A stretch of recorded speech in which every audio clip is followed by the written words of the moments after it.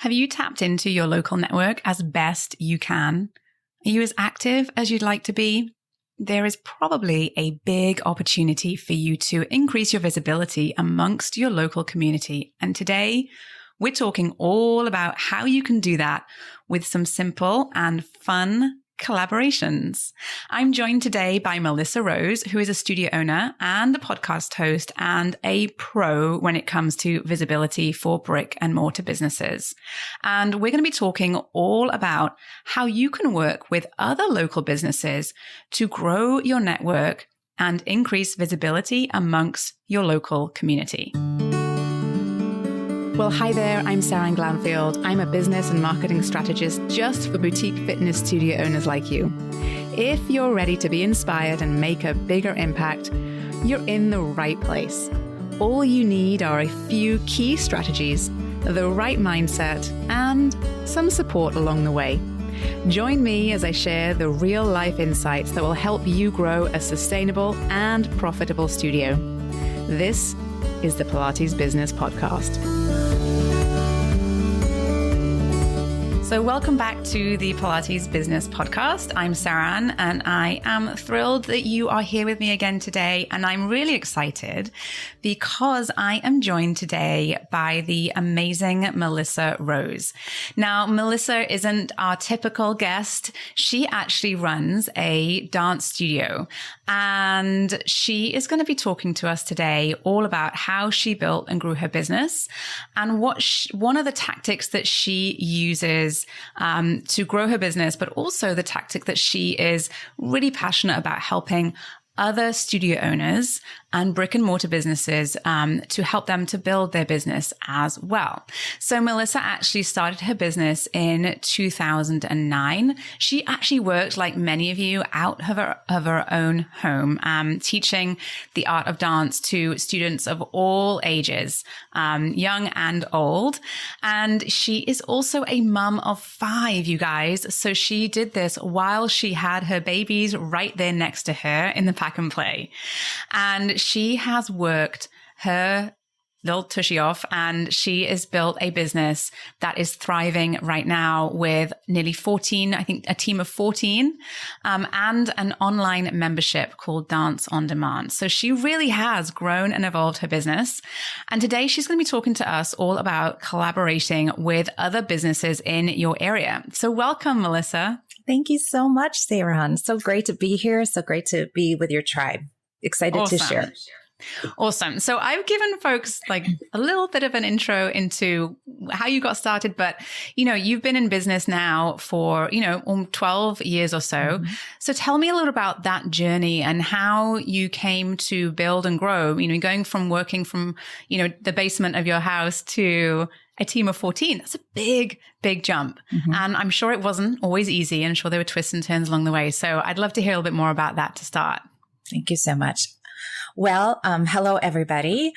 I started my studio in 2009, and I started it because I had 3 kiddos at home, 5 and under, and I was a stay-at-home mom at first, and then I was like, let's see if I could stop traveling so much because I was always a teacher freelancing. I did that for years, and see if I can save myself even just an hour going front and back. And so I started that, and then I had people come to the studio, and I just said, hey, I think I want to start a dance fitness class. Any parents or anybody in the neighborhood want to come? They came. And that is how I started my studio. And then I realized real quickly that adults were not as committed as maybe kiddos would be. So I started teaching kids, and I've always taught kids, but I needed mom time. So I was kind of desperate for that. So that's why I started it. But then I did my kiddos, and I grew that to about 80 students coming in my doors. And I didn't want to grow a big studio, you guys. I was a stay-at-home mom. We ended up with 5 kids. I shouldn't say it that way, but you know what I mean. We had 5 kids, and I was a mama. That was my job. And then life happened in 2015. My husband walked in the door and asked for a divorce, and I needed to figure it out real quick. I was like, I've never had a real job. I was an actor, a choreographer, a teacher. So it was always freelance work. And the thought of putting my kids in daycare when I just couldn't even fathom that, like the cost of that. And then the job to get that to allow for that. So anyway, I was like, I'm going to figure it out. And that's kind of how I am. I grew up on a dairy farm, literally in Wisconsin, and I figured it out. And I really thought there's got to be a way to scale my business without me taking on a commercial property. So that's where I started looking at online options. And I'm like, there's got to be a way to teach online that doesn't involve DVDs, because that's all I could, like, this was a while ago. And I was like, there's got to be a way to stream this. There's got to be. And Facebook Live had just come out in 2016. And I talked to a friend and she goes, absolutely, do a Facebook group and stream your classes. And I was like, all right, sign me up. So that's what I did. Like, I'm kind of a doer. I don't research to death. I don't think about it too much. I do it and then I figure it out. Yep. So that's what I did. And I had over 100 people sign on for online classes. Incredible. Now, I have a quick question. So were they local people or were they further afield? They were all over. It was my network. Because I was consistent with my social media marketing. I got so many people when they found out that I taught dance, or they knew I taught dance. I mean, I was always the dancer growing up. So they would, gosh, I wish we lived closer. Your classes look so much fun. So then that opportunity presented itself. I had over 100 people sign on to try it out. And we learned really quickly that Facebook Live was not the right platform. However, I learned really quickly, like, okay, this is what I need to do. There is a need there. How can I make it happen? Right. So over the course of the year, I learned, and then I realized I had enough content to package up a fitness class, my dance fitness class, which we later called Boogie Fit. And that is where I invested in a coach, and I figured out how to package up this membership, make it pretty, make it make sense, and sell it to dance studios around the world. And that's how I cut my teeth in online marketing. Yeah. And I learned about that. It was a monthly membership. And then, so that was 2017-ish. And I realized that after a year and a half of that, I was like, okay, I can do this now to my studio, for my studio, and make this dance on demand. So that's what I did. In the meantime, my local business friends were like, what are you doing? You are doing something different, because I was marketing my business differently because of all the things I had learned with the online marketing world. So because of that, my brick and mortar grew. I eventually then in 2000 moved into a commercial space, doubled the enrollment. In the meantime, added team, and that's how I grew. But it was not intentional. I did not want the commercial space because I knew what that meant. That's rent, that's insurance, that's a lot other things to manage. That's the team. I got 5 kids. I got a team of my own, like to manage more people. That was really scary for me. So, but it ended up that way. So I took the scenic route to get to that commercial space. Yeah. But 2 things really stand out that perhaps really helped you to grow in the way that you did and be as successful in the way that you have been. One of them is that you obviously had a wide-reaching network to start with. Over the years, like you said, that people knew you for your dance, and you had a network in place that you probably came very naturally because of the fact that you had been known, you were known for what you did, right? You're known for what you do. The other thing is, as you mentioned, is that you had invested time in learning how to market your business in the place and the way that actually gets you the business that you're looking for, right? And when you're building an online business, you have to be really prepared to be marketing online, right? Which means a lot of learning and a lot of, and it's a world that is constantly shifting and changing.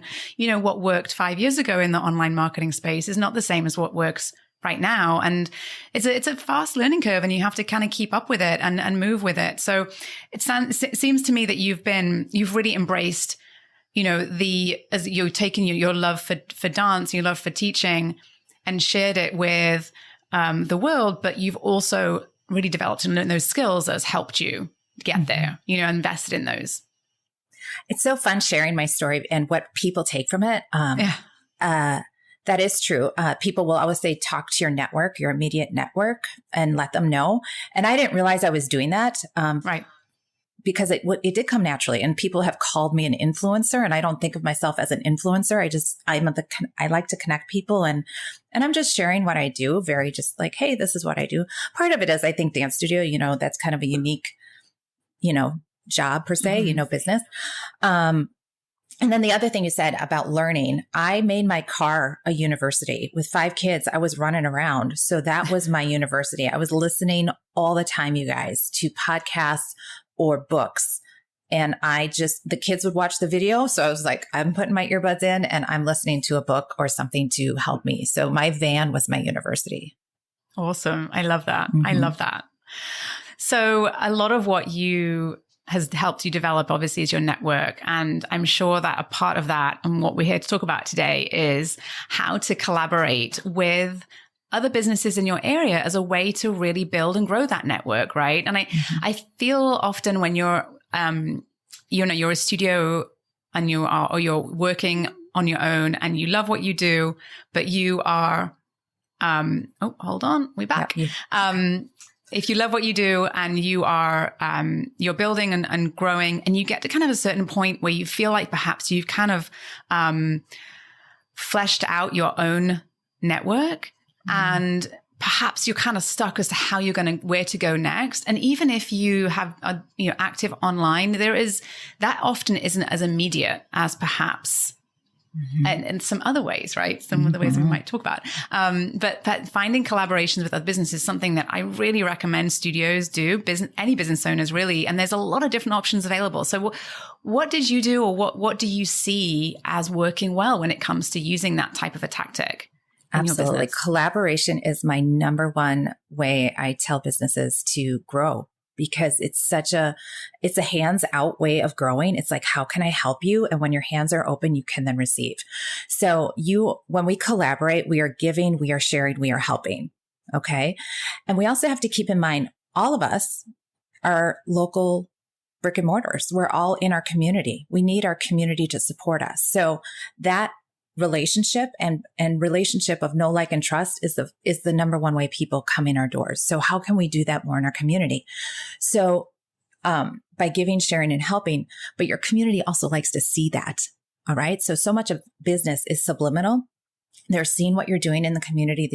They're seeing how active you are and how you work together with people. People like to see that.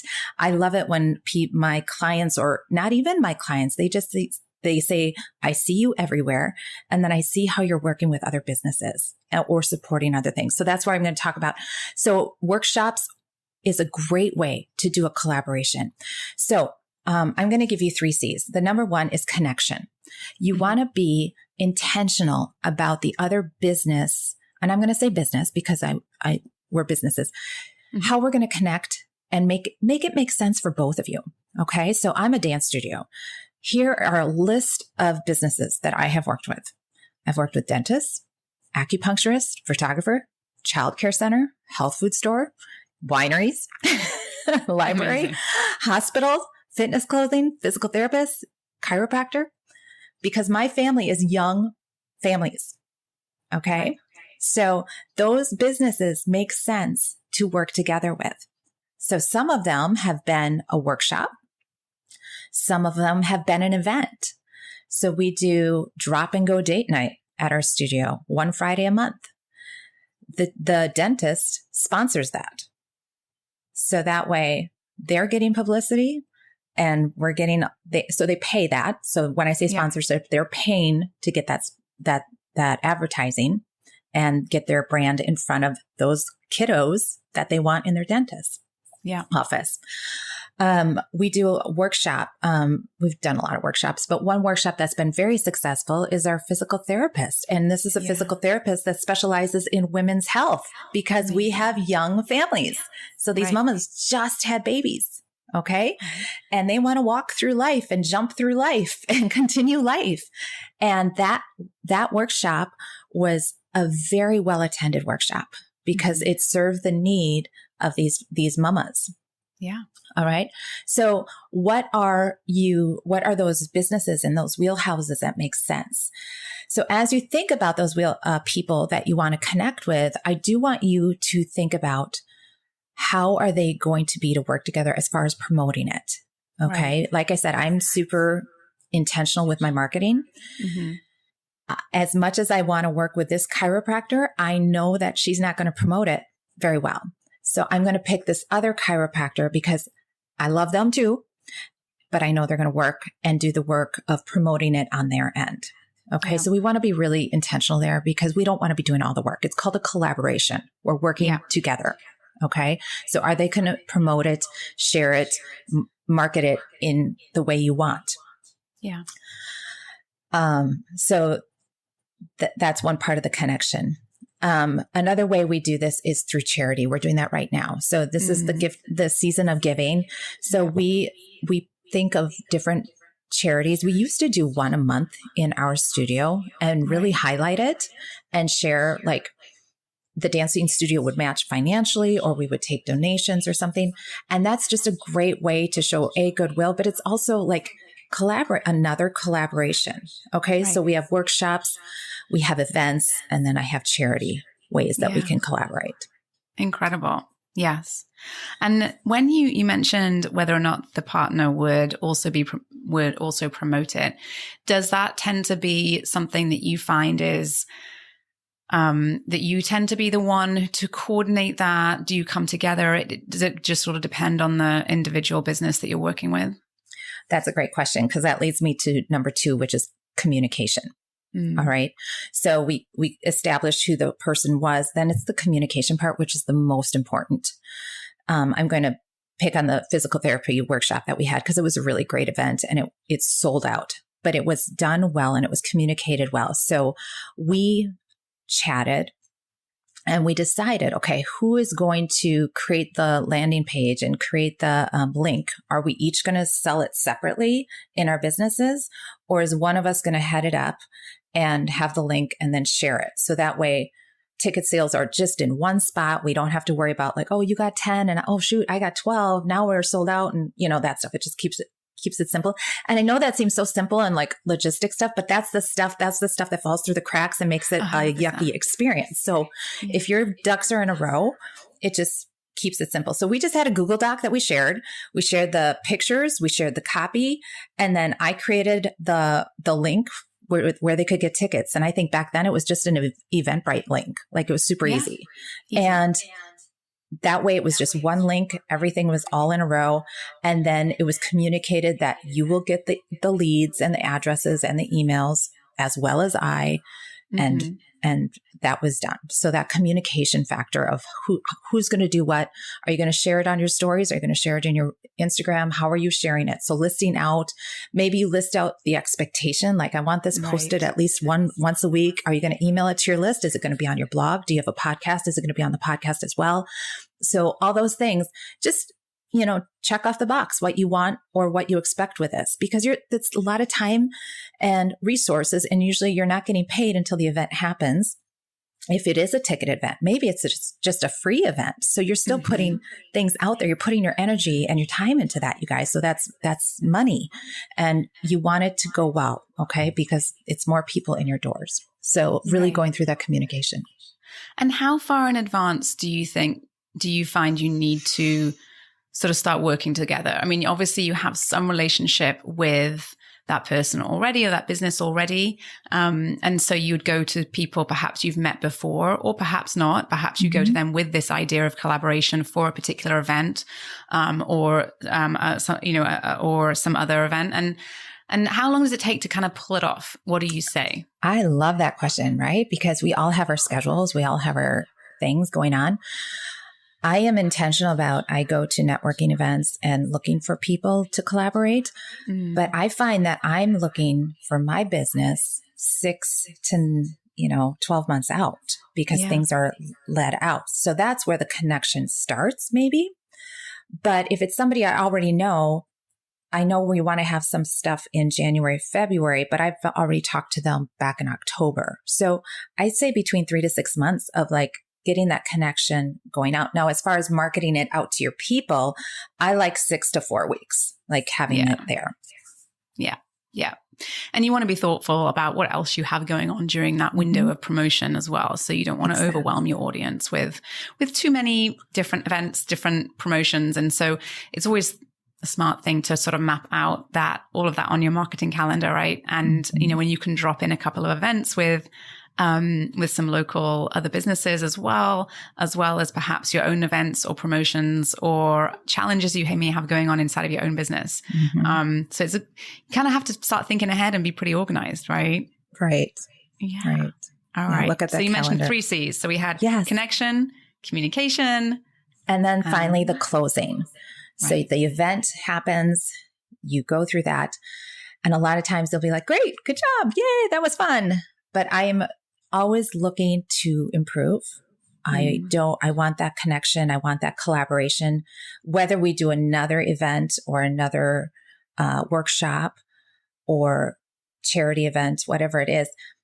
I wanted to go, okay, was that worth both of our time? Was that successful? What would we do different? How was it helpful? And really be honest with each other, because business owners, you guys, we are super connected. And if we were great to work with, they're going to refer us to another business owner. Like that physical therapist was like, oh my gosh, you need to meet with this person over in this community and then this chiropractor over here. So it's another way of networking with other business owners by putting on a great event together. So if you can really be professional and organized and really have that giving mentality, it's going to reap so many rewards, not only with new clients in your doors, but new connections for you to ripple out. 100%. And I think, we've all seen it. I've certainly seen those business owners who are active in the local community. They tend to have, it is a ripple effect. It does create that momentum.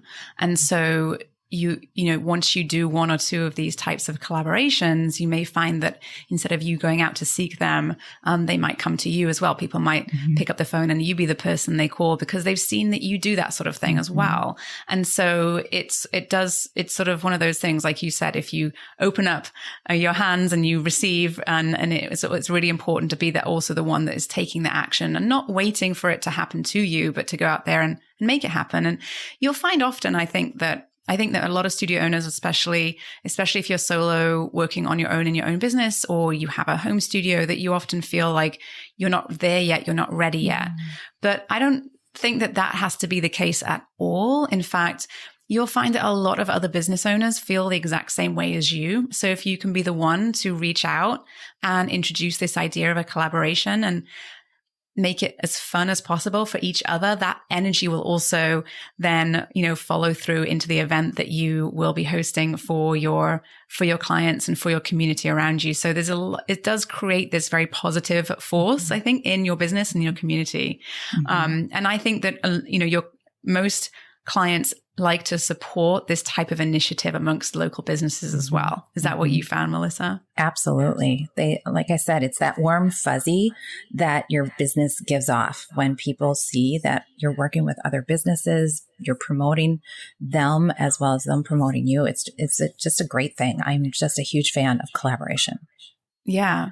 And so you mentioned that you had worked with, you said, the dentists, libraries, physical therapists, chiropractors, and, I've seen other people work with local, if there's any local skincare brands or spas or nutritionists, massage therapists. There's a lot of businesses that have similar kind of values to your business. And I think that's always a good place to start, right? I like how you said of values, that keeping that in mind, do they have the same values as you do? That's a great trait I didn't bring up.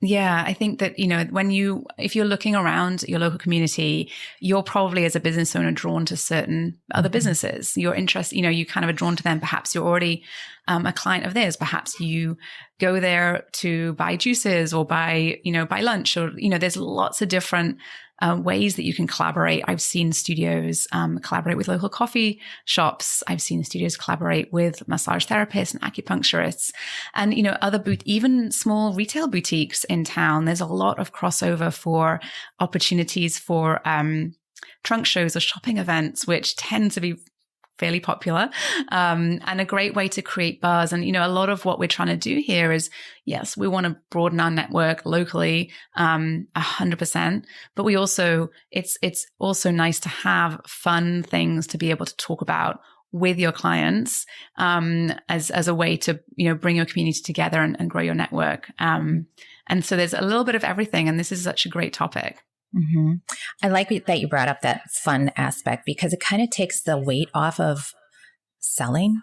You just kind of get to be like, oh yeah, that's a cute outfit. Like if you're having a trunk show and people are trying on clothes and jewelry, and it just kind of lets your hair down, and you can just be like, oh, there's this side of you that I didn't realize. When I say you, I'm talking about myself, you get known as the Pilates person or the dance studio person or that role. And there's this other side of you that people get to see. And you get to have other conversations that don't revolve around your business. And it just kind of lets your hair down. And then people are drawn to you in a different way. And that's been really nice too, because it just takes the pressure off of any sales. It's just, you're helping each other and just seeing each other in a different way. Yeah, you just reminded me of an event that I know one of my studio owners hosted. They had a local liquor store come and do like a wine tasting event. And that was fun. And it's just, it doesn't have to be necessarily the exact, fitness and wellness related. It just can be something that you share an interest in. And maybe that's wine tasting. And maybe that's shopping. And maybe that's, there's a lot of different ways that you can take this. But I think a lot of it is also just about having fun and getting creative, Yes, and have fun. Right? Yeah. And I think everyone can do that. And that's one of the things I think the community that you're building when you're collaborating with other businesses, community really appreciates you for creating these opportunities like that, and pulling them into something a little bit different perhaps and a little bit unique as well. And the stuff, I will also say that, the other thing that comes to mind as we're talking about this, because it probably does feel a little bit overwhelming to sort of set something like this up, thinking about that marketing that you need to do. And, what does that look like for you when you've done that in the past? Is that creating graphics? How do you map that out? What does that look like? That's a great question, because if you haven't done it before, it could be overwhelming. So like I said, I like to have a 4 to 6 week runway to promote this.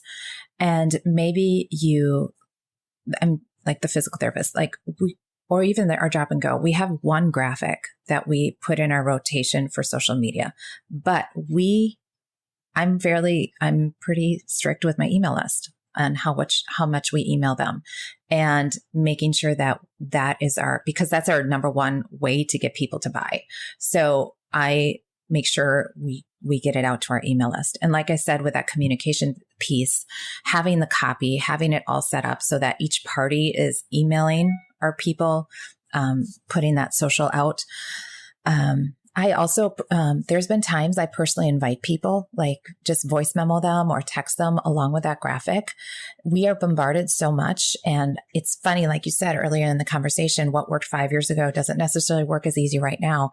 And coming back to that one-on-one relationship connection and just reaching out to people, your top 20 clients, those people that would support you. And if they can't come, they're going to share it with other people. So I have messaged them and called them like, Hey, Susie, I have this workshop coming up. I think you would love it, but if you can't make it, totally understand, share it with your network. I think, it'll be a great time. And they do, or at least they know about it. So just that one-on-one, spending 30 minutes to do that, has been proven successful too. So sometimes we have to go a little bit old school, to do those things, but I always say the buzz comes from you. So if you want something to be successul, like you can't just stick it on the website and forget about it. You have to be the one talking about it. So, when you see your clients often every day, it's really, you really want to be making sure that you're keeping these sorts of events top of mind. And then, like you said, if you plan it all a little bit, spend just a little bit of time planning. Yeah. What do they say? 1 hour of planning saves you 10 hours later on. Okay. You really, isn't that the truth, right? You do really do save yourself a lot of sort of last minute stress. And I also say that, that you tend to be able to reuse that kind of a plan multiple times. So if you do have a workshop that's successful, say, and you have a physical therapist come in and talk about women's health, then there's no reason why you can't do that same event, 6 months later. And to be honest, I recommend that you do, because if it's a success the first time, it will likely be a success again. And if it's something that is interesting to your clients and your community, then they will be more than happy to come again and again and again. So definitely we're looking for ways to save time and maximize what we can do in 1 hour of planning. Right. Absolutely. And I'm a huge advocate of systems and documentation and duplication. So like you said, every 6 weeks or every 6 months, maybe having that same workshop, because those same people aren't available at, you're not necessarily bringing in the same people because they couldn't come that first time. So you could literally offer that same exact workshop and put it in there. So yeah, duplication is great. It's a great thing. Yes. Big fan. We've all got a lot of hats we're wearing in our business, right? Fantastic. Yeah. Well, this has been such a fantastic conversation, Melisa. I really appreciate you taking the time to join me and talk about this and to hear your story and to share your inspiration with all of the listeners. So why don't you tell us a little bit about where some folks can find you to learn more about what you're doing now and what your business is doing now? You can, if you like podcasts, which I assume you do, come on over and check mine out, Brick and Mortar Visibility. It is a podcast dedicated to business owners who have a brick and mortar. So I come in every week to share with you tips, tools, and strategies that I've learned in my brick and mortar business to help you in yours. And if you just want to check out my dancing house, my brick and mortar business, it's thedancinghouse.com. And you can just check out what I'm doing, check out the membership, see if that's something that you want to replicate in your business. And you feel free to DM me and see if you have any questions. I'd be happy to help. Wonderful. And where can everybody find you on the socials? Oh, goodness. Or is that, should I pop that in the show notes? Just put it in the show notes. No, Brick and Mortar Visibility and The Dancing House is all on Instagram. So fantastic. Yeah. Well, this has been so fun. I love these sorts of conversations, sharing all these ideas across different types of businesses and hearing your story and how you grew. It's been really wonderful and so inspiring. So thank you so much, Melisa, for joining us today. Well, thank you so much. This has been a gift, Seran. Thank you. Oh, you're so welcome. So I really hope everyone enjoyed listening into this amazing conversation today. If this was helpful to you and you don't want to miss another episode, then all you have to do is hit that follow or subscribe button wherever you're listening to this podcast. Have a great week, and I will speak to you soon.